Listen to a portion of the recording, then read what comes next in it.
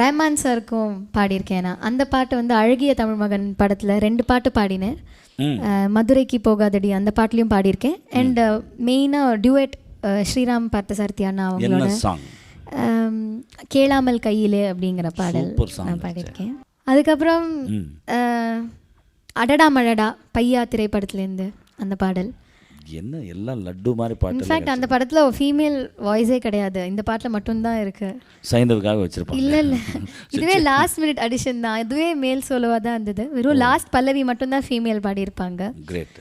So அந்த பாட்டு வந்து ரொம்ப நல்லா இருக்கும் எனக்கு தெரியும். பட் ஆனால் அந்த பாட்டுக்கு எனக்கும் பேர் வரும்னு எனக்கு தெரியாது. நான் நினச்சேன் கடைசி பல்லவி தானே, அதனால் வந்து எனக்கு பேர்லாம் மேல் சிங்கருக்கு தான் வந்து பேர் வரும்னு நினச்சேன். எல்லோரும் வந்து இது படம் பார்த்தவாலாம் வந்து ஃபோன் பண்ணி வந்து ஆக்சுவலி அந்த பாட்டில் வந்து ரொம்ப நல்லா பாடியிருக்கேன், நீ தானே பாடினா I could recognise your voice அப்படிலாம் சொல்லச்சு. ரொம்ப சந்தோஷமாக இருந்தது.